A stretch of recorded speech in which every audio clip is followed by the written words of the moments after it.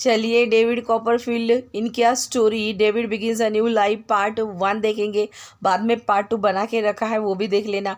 यहाँ पे देखिए एक जो बच्चा है इसकी जर्नी आज यहाँ से चालू होती है। एक्चुअली ये बहुत कड़ी ज़िंदगी से गुजर रहा है और ये जो है ये अपनी ज़िंदगी को चुरा के ये कुछ बहुत बड़े दुख बहुत जो मतलब इसके साथ बुरा हुआ था उसे भुला के ये आया है यहाँ पे और सोच रहा है और आगे क्या होगा वो भी पता नहीं है। नियरली 6 माइल से उसने बैलगाड़ी में बैठने के बाद जो उसकी आंटी है मिस बेसी इसके पास उसके शूज जो है वो भी गंदे से है, उसके कपड़े जो है वो भी बहुत गंदे से है, जैसे कोई भिखारी पहनता है वैसे उसके ऊपर जो अत्याचार किए गए थे उसी के पापा की ओर से वो कभी भुला नहीं सकता। अब आंट जो बेट्सी है उनके घर के पास आने के बाद वहाँ पे जो काम करने वाली बाई है वो उसे लेके जाती है, वो ये उसे बताता है कि मैं उनसे मिलने आया हूँ आंटी से। तब वो गेट के पास जाने के बाद गेट के डोर में ही वहाँ पे खड़ा हो जाता है। तभी उसे एक अंकल मतलब जो विंडो के यहाँ पे एक जेंटलमैन खड़े हुए दिखते हैं और एक लेडी जो है वो लेडी दरवाजे के पास आ जाती है और नीचे वहाँ पे वो खड़ी है। वहाँ से वो एक्चुअली वो तो चलती नहीं है लेकिन वो देखती है और जो लड़का है वो जैसे उसकी मम्मी ने बोला था वही डिस्क्रिप्शन वो याद करता है जो उसे पता चलता है। तभी वो आंटी जो है आंटी बोलती है कि चले जाओ यहाँ से, हमारे यहाँ कोई लड़के को नहीं चाहिए। तो वो उसकी तरफ देखते हुए नमस्कार करता है और बोलता है मुझे नहीं पहचाना आंटी, मैं तुम्हारा नेफ्यू हूँ, देखो एक बार। तो आंटी उसकी तरफ देखती है और वो मतलब उसे क्या कैसे करूँ रियलाइज़ होता है। तो वो बैठ जाती है, बैठने के बाद वो बड़ी ही हैरानी से उसकी तरफ देखती है। डेविड कॉपरफील्ड हूँ मैं, ब्लेंडरस्टोन से आया हूँ सफोल्क से। और तो वो धीरे धीरे धीरे धीरे वो जब उसे याद है कि वो जब पैदा हुआ था तब वो बहुत अनहैप्पी सी था क्योंकि उसकी मम्मी मर गई थी और बहुत गंदी लाइफ उसने जी थी। कभी उसे कुछ किसी ने कुछ पढ़ाया नहीं था, हमेशा मारपीट काम काम काम वो सब अपने ऊपर जो अत्याचार उसके पापा ने उसके घर वालों ने किए थे और वो उसकी मम्मी के डेथ होने के बाद वो सब रो रो के अपने आंटी को बताता है। आंटी के पास आके आंटी को चिपक जाता है, आंटी के सीने से लग के उनको वो रोता रहता है। तभी वो पीछे से मिस्टर डिक जो है वो भी आ जाते हैं और वो उन्हें बताती है कि ये डेविड कॉपरफील्ड है, ये मेरा नेफ्यू है, ये यही रहेगा। और मिस्टर डीप है ना वो कुछ डिक है ना कुछ नहीं बोलते हैं और फिर जो आंटी है वो सहलाती है प्यार से उसे और वो बोलती है कि क्या करे यहाँ मतलब ऐसे इसे। तो मिस्टर डिक जो है वो उसे देखते हैं, पहले इसे बहुत अच्छे से नहलाने की ज़रूरत है, इसे बाथरूम में भेजो करके बोलते हैं।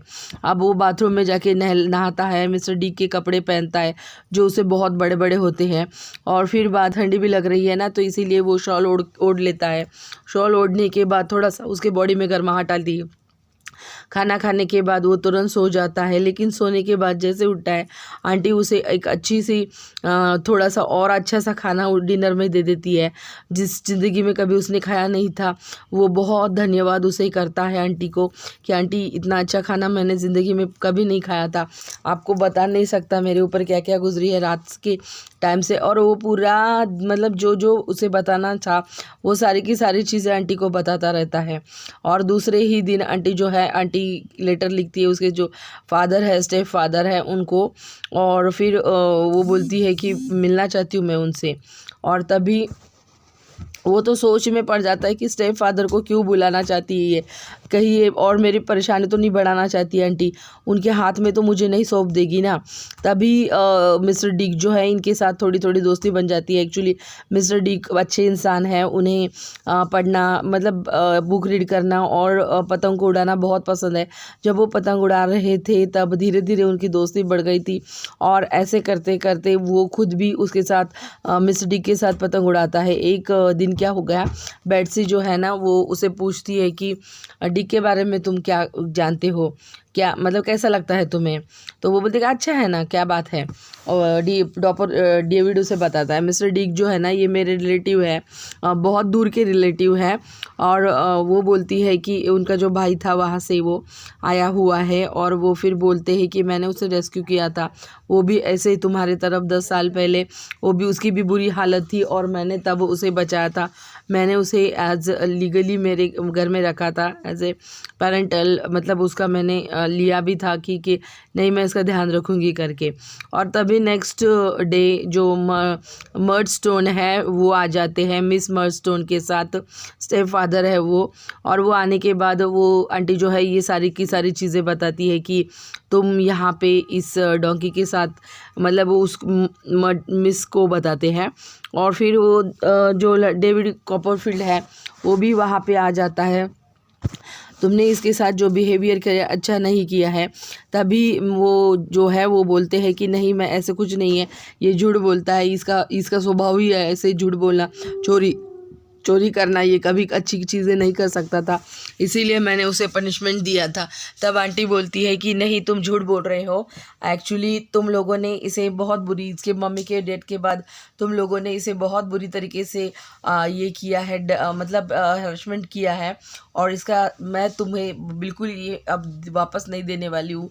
तब वो औरत इस डेविड को वो देख के बोलती है कि देखो हम लोगों ने इसे कोई बैड ट्रीटमेंट नहीं दिया है, ये क्या क्या करता था ये तुमको, जब तुम इसे रखोगी तब तुम्हें पता चलेगा। एक्चुअली ये जो दोनों भी आए हुए जो विजिटर्स है इनका इंटेंशंस तो इस लड़के को वापस लेके जाना नहीं था, लेकिन आंटी उन्हें बोलती है मैंने तुम्हें ऐसे इसलिए नहीं बुलाया, मुझे इसकी गार्डियनशिप लेनी है ये बताने के लिए। और तभी वो उनको बोलती है कि अब तुम निकल जाओ, बाय, कभी नहीं ज़िंदगी में फिर मुझे मुँह दिखाना।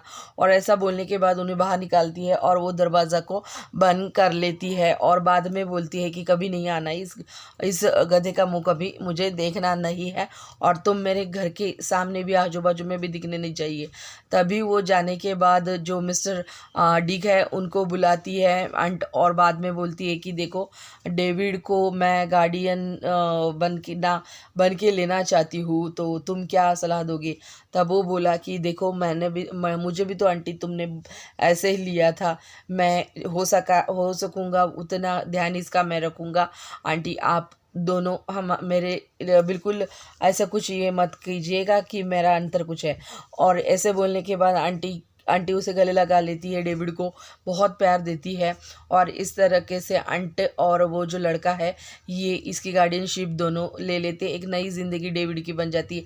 दूसरा पार्ट रेडी है, वो भी देख लेना, तभी स्टोरी आपको पता चलेगी। धन्यवाद ये वीडियो देखने के लिए।